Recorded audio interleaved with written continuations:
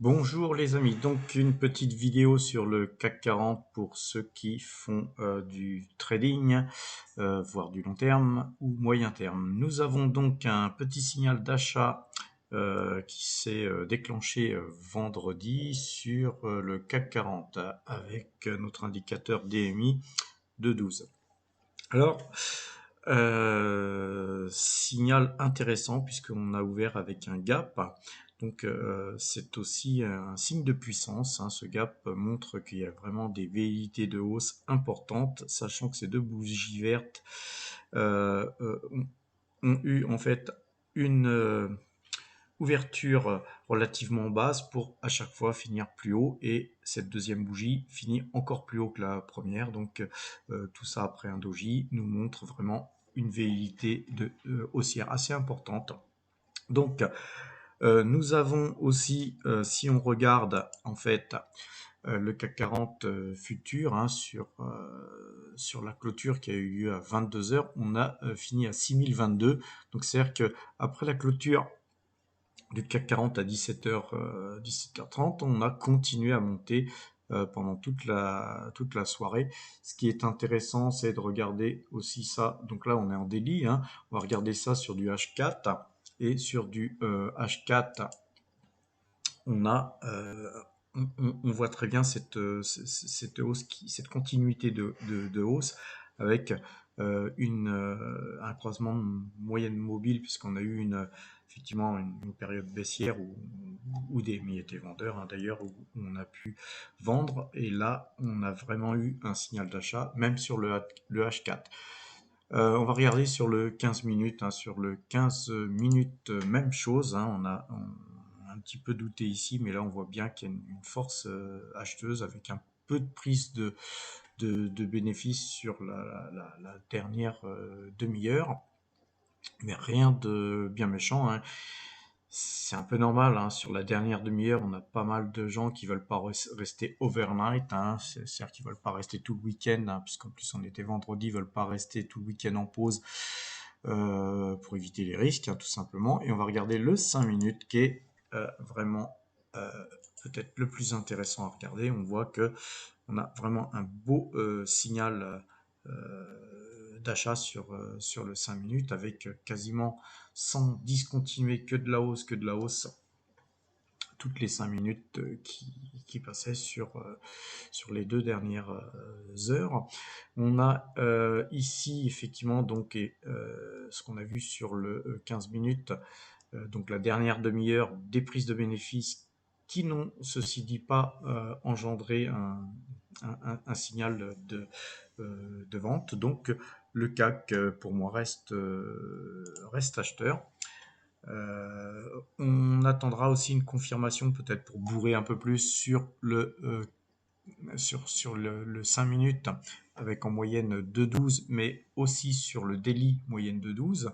Donc on peut regarder, on se mettra sur du 5 minutes à l'ouverture, et puis surtout voir si le 5 minutes et le daily en moyenne de 12 croisent. Et ça nous confortera dans l'objectif, hein. Je vous rappelle que les objectifs sont maintenant beaucoup plus hauts. Rappelez-vous, là, on va faire un petit dézoom. Les plus hauts qui se trouvent ici sont les 6111, hein. Donc les 6111, je crois qu'on va y accéder sur cette zone assez rapidement. On surveillera aussi le Brent, hein, puisque le Brent, là, on voit que le Brent a tendance à remonter. Donc les cours du pétrole sont aussi un enjeu important pour la suite des événements. A priori, là, si on refranchit toute cette zone, hein, de congestion qu'on a eu après un rebond sur ce trend-là, je pense qu'on peut aller aisément retrouver les 70 dollars le baril. Donc personnellement, je pense que c'est certainement au moins le premier objectif. Il est certain que la corrélation entre le Brent et le CAC 40 est très liée en ce moment. Donc c'est vraiment, on joue vraiment la sortie de crise au niveau international, hein, puisqu'en fait en France on est encore loin d'être sorti de cette crise sanitaire, mais dans le monde entier les choses évoluent et faut savoir que les sociétés françaises exportent beaucoup ou sont beaucoup implantés en étranger et donc forcément s'il y a sortie de crise, les cours du CAC 40 seront certainement orientés vers la hausse ces prochains jours, voire ces prochaines semaines. Voilà, donc dernière chose, on va regarder un petit peu ce que ça donne sur Ichimoku et sur les volumes. On voit que les volumes de transactions ont été relativement faibles pendant cette période de consolidation après ce décrochage, hein, puisqu'on a eu un décrochage ici avec de plus forts volumes. Donc c'est de bon augure, hein, si on voit les volumes rester même dans cette hausse, dans cette zone, ça ne sera pas foncièrement mauvais, mais s'ils augmentaient en même temps que la hausse des cours, ça ne serait que mieux. Maintenant, au niveau de la vision, hein, qu'on peut avoir sur Ichimoku, on reste encore d'une manière assez importante, un peu loin du Kumo, mais c'est pas bien méchant, on l'a vu, hein, de par le passé, on a vu que le Kumo, eh bien, il continue à monter, donc il est fort probable que au fur et à mesure des augmentations, hein, qu'il y aura sur le CAC 40, ce niveau effectivement s'écartera. Il y aura sûrement des retracements qui vont nous rapprocher du Kumo, mais au fil du temps, le Kumo va monter et puis à un moment donné, effectivement, on réduira cet écart. Donc là, quand on regarde, hein, sur le court terme, c'est toujours tout à fait possible de se retrouver sur les 6100 assez facilement, parce que quand on était là à 6030, on était encore beaucoup plus éloigné du Kumo, donc on pourrait garder cette équidistance d'une manière relativement longue avant de revenir toucher le Kumo. Donc après, si on fait un dézoom sur le plus long terme, voilà, on s'aperçoit que vraiment c'est cette zone ici est beaucoup plus est vraiment très importante, hein. Je pense qu'on va aller la toucher, ça c'est vraiment mon sentiment. Et maintenant, si on regarde un peu plus loin, et du coup on va se mettre en monthly, on s'aperçoit que effectivement l'objectif de fin d'année pourrait être les plus hauts historiques qui est quand même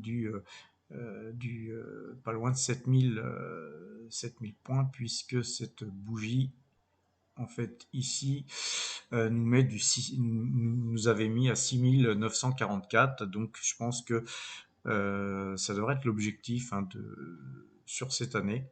Il est fort possible qu'on explose même ces plus hauts. Quand on regarde, on a vraiment là les plus bas, ici. Je vais vous faire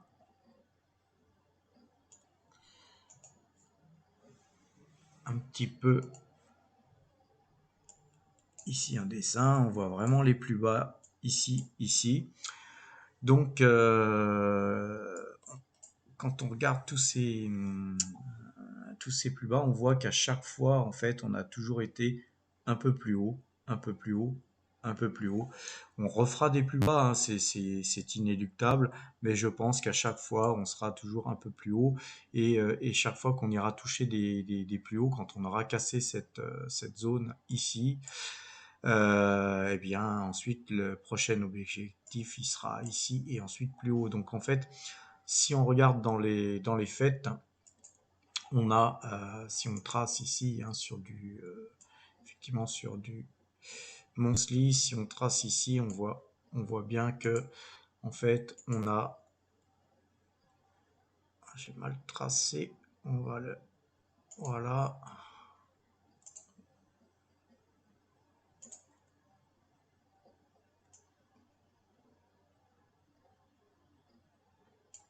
voilà, plus ou moins on a ça. Et en fait, si on fait une sortie, c'est un triangle, hein, euh, si on fait une sortie par le haut, ce qui est plus ou moins en train de se faire, effectivement, on pourrait reprendre cette équidistance qu'on a ici et la retrouver plus haut, c'est-à-dire qu'on serait plutôt sur du 7350, 7400 points. Voilà les objectifs, hein, sur le moyen terme qu'on peut se fixer.